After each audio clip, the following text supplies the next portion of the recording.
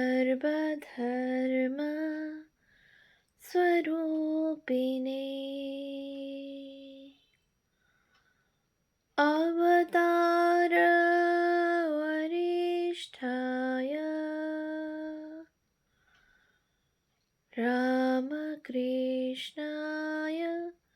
ते नमः।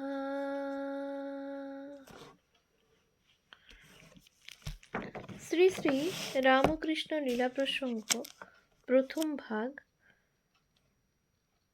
পূর্বকথা ও বাল্যজীবন, সাধকভাব ও গুরুভাব পূর্বার্ধ।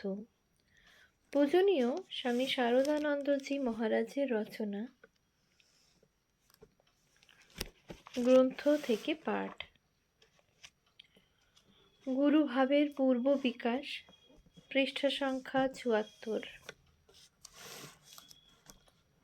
বিবাহের কথা লইয়া ঠাকুরের রঙ্গরস।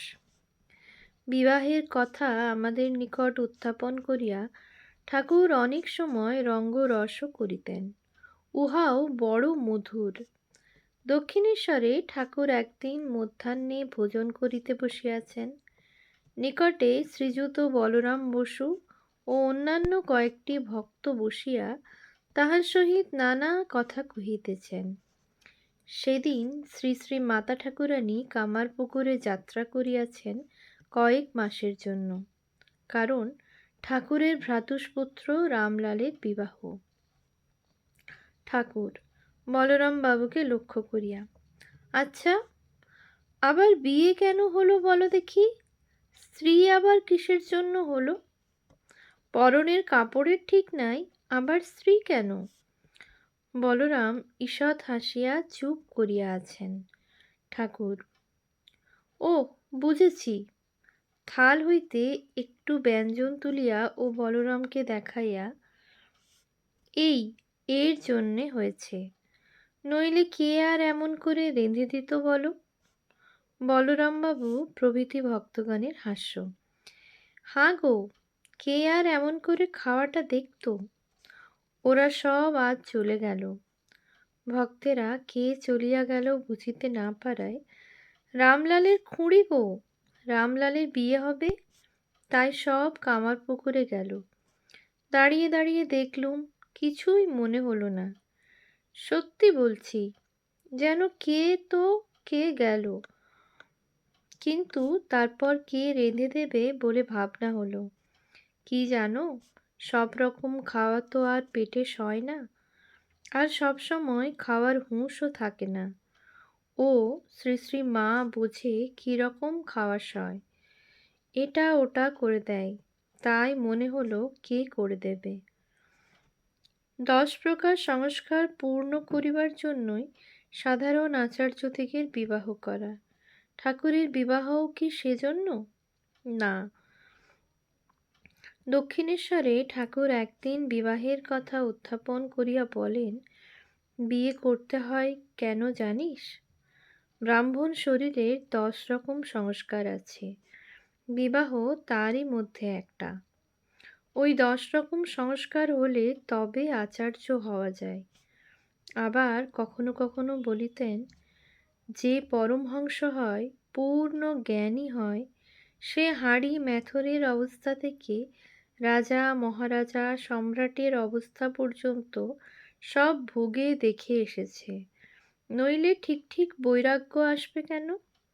যেটা দেখেনি, ভোগ করেনি, মন সেইটে দেখতে চাইবে ও চঞ্চল হবে, বুঝলে?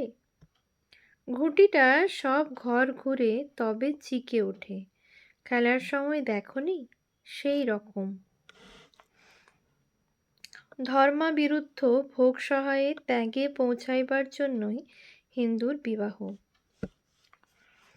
সাধারণ গুরুদিগের বিবাহ করিবার ঐরূপ কারণ ঠাকুর নির্দেশ করিলেও ঠাকুরের নিজের বিবাহের বিশেষ কারণ যাহা আমরা বুঝিতে পারিয়াছি তাহাই এখন বলিব। বিবাহটা ভোগের জন্য নয়, একথা শাস্ত্র আমাদের প্রতি পদে শিক্ষা দিতেছেন। ঈশ্বরের সৃষ্টি রক্ষারূপ নিয়ম প্রতিপালন ও গুণবান পুত্র উৎপাদন করিয়া সমাজের কল্যাণ সাধন করাই হিন্দু বিবাহরূপ কর্মটার উদ্দেশ্য হওয়া উচিত। শাস্ত্র বারবার এই কথাই আমাদের বলিয়া দিতেছেন। তবে কি উহাতে তাহার নিজ স্বার্থ কিছুমাত্র থাকিবে না? শাস্ত্র এইরূপ অসম্ভব কথা বলেন? না, তাহা নহে। শাস্ত্রকার ঋষিগণ দুর্বল মানব চরিত্রের অন্তঃস্থল পর্যন্ত দেখিয়াই বুঝিয়াছিলেন যে দুর্বল মানব স্বার্থভিন্ন এ জগতে আর কোনো কথাই বুঝে না, লাভ লোকসান না খতাইয়া অতি সামান্য কার্যেও অগ্রসর হয় না। শাস্ত্রকার ওই কথা বুঝিয়াও যে পূর্বোক্ত আদেশ করিয়াছেন, তাহার কারণ তিনি এই কথাও বুঝিয়াছেন যে ওই স্বার্থটাকে যদি একটা মহান উদ্দেশ্যের সহিত সর্বদা জড়িত রাখিতে পারে তবেই মঙ্গল। নতুবা মানবকে পুনঃ পুনঃ জন্ম মৃত্যুর বন্ধনে পড়িয়া অশেষ দুঃখ ভোগ করিতে হইবে। বিচার সংযুক্ত ভোগ করিতে করিতে কালে বোধ হয় দুঃখের মুকুট পরিয়া সুখ আসে।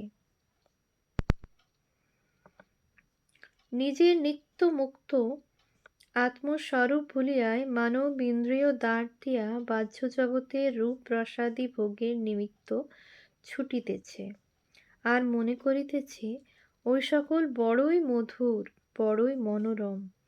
কিন্তু জগতের প্রত্যেক সুখটাই যে দুঃখের সঙ্গে চির সংযুক্ত, সুখটা ভোগ করিতে গেলেই যে সঙ্গে সঙ্গে দুঃখটাও লইতে হইবে, এ কথা কয়টা লোক ধরিতে বা বুঝিতে পারে? শ্রীযুত বিবেকানন্দ স্বামীজি বলিতেন, দুঃখের মুকুট মাথায় পরে সুখ এসে মানুষের কাছে দাঁড়ায়, মানুষ তখন সুখকে লইয়াই ব্যস্ত। তাহার মাথায় যে দুঃখের মুকুট, উহাকে আপনার বলিয়া গ্রহণ করিলে পরিণামে যে দুঃখটাকেও লইতে হইবে, এ কথা তখন সে আর ভাবিবার অবসর পায় না। শাস্ত্র সেই জন্য তাহাকে ওই কথা স্মরণ করাইয়া দিয়া বলেন, ওরে, সুখ লাভটাই নিজের স্বার্থ, এ কথা মনে করিস কেন? সুখ বা দুঃখের একটা লইতে গেলে যে অপরটাকেও লইতে হইবে। স্বার্থটাকে একটু উচ্চ সুরে বাঁধিয়া ভাব না যে সুখটাও আমার শিক্ষক, দুঃখটাও আমার শিক্ষক, আর যাহাতে ওই দুয়ের হস্ত হইতে চিরকালের নিমিত্ত পরিত্রাণ পাওয়া যায়, তাহাই আমার স্বার্থ বা জীবনের উদ্দেশ্য। অতএব বুঝা যাইতেছে, বিবাহিত জীবনে বিচার সংযুক্ত ভোগের দ্বারা এবং সুখ দুঃখপূর্ণ নানা অবশ্যম্ভাবী অবস্থার অনুভবের দ্বারা ক্ষণভঙ্গুর সংসারের সকল আপাত সুখের উপর বিরক্ত হইয়া, যাহাতে জীব ঈশ্বরের প্রতি অনুরাগে পূর্ণ হয় এবং তাহাকেই সারাৎসার জানিয়া তাহার দর্শন লাভের দিকে মহোৎসাহে অগ্রসর হয়, ইহা শিক্ষা দেওয়াই শাস্ত্রকারের উদ্দেশ্য। বিচার করিতে করিতে সংসারের কোন বিষয়টা ভোগ করিতে যাইলেই যে মন ওই বিষয় ত্যাগ করিবে, এ কথা নিশ্চিত। এজন্যই ঠাকুর বলিতেন, সদসৎ বিচার চাই। ওরে, সদসৎ বিচার চাই। সর্বদা বিচার করে মনকে বলতে হয় যে, মন, তুমি এই জিনিসটা ভোগ করবে, এটা খাবে, ওটা পরবে বলে ব্যস্ত হচ্ছ। কিন্তু যে পঞ্চভূতে আলু, পটল, চাল, ডাল ইত্যাদি তৈরি হয়েছে, সেই পঞ্চভূতেই আবার সন্দেশ, রসগোল্লা ইত্যাদি তৈরি হয়েছে। ভোগ সুখ ত্যাগ করিতে মনকে কিভাবে বুঝাইতে হয়, তদ্বিষয়ে ঠাকুরের উপদেশ। যে পঞ্চভূতের হাড় মাংস রক্ত মজ্জায় নারীর সুন্দর শরীর হয়েছে, তাহাতেই আবার তোমার সকল মানুষের ও গরু, ছাগল, ভেড়া ইত্যাদি প্রাণীরও শরীর হয়েছে। তবে কেন ওগুলো পাবার জন্য এত হাইফাই করো? ওতে তো আর সচ্চিদানন্দ লাভ হবে না।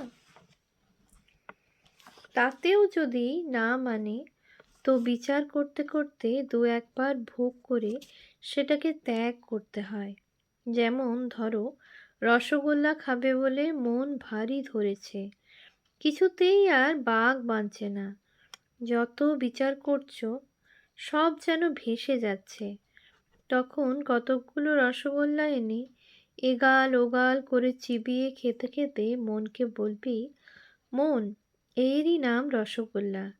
এও আলু পটলের মতো পঞ্চভূতের বিকারে তৈয়ারি হয়েছে। এও খেলে শরীরে গিয়ে রক্ত মাংস মল মূত্র হবে। যতক্ষণ গালে আছে ততক্ষণে এটা মিষ্টি। গলার নিচে নামলে আর ওই আস্বাদের কথা মনে থাকবে না। আবার বেশি খাও তো অসুখ হবে। এর জন্য এত লালায়িত হও?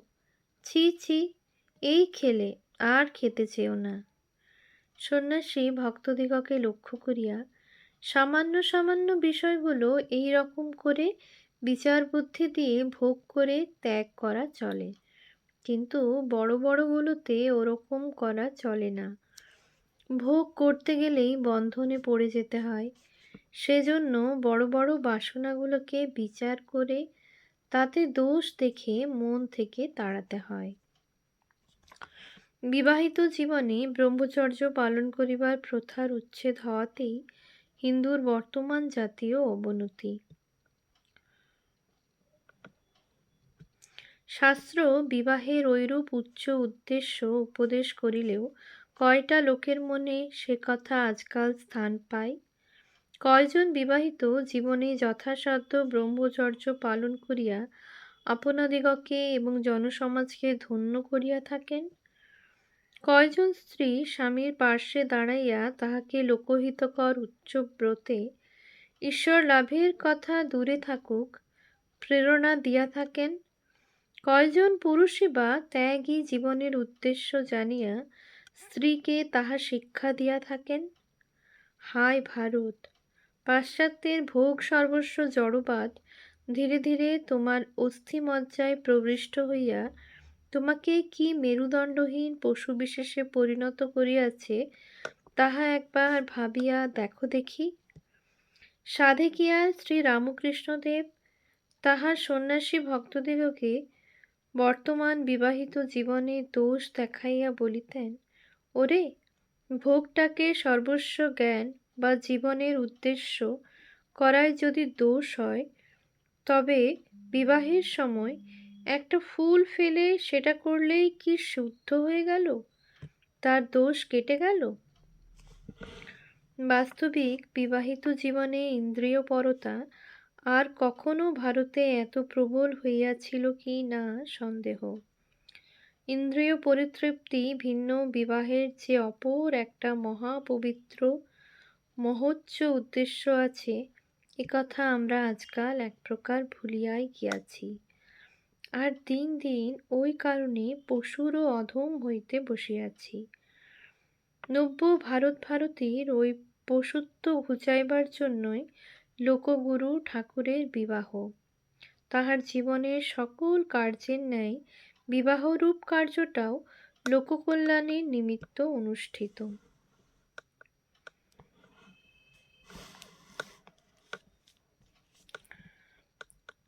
ওম শান্তি শান্তি শান্তি।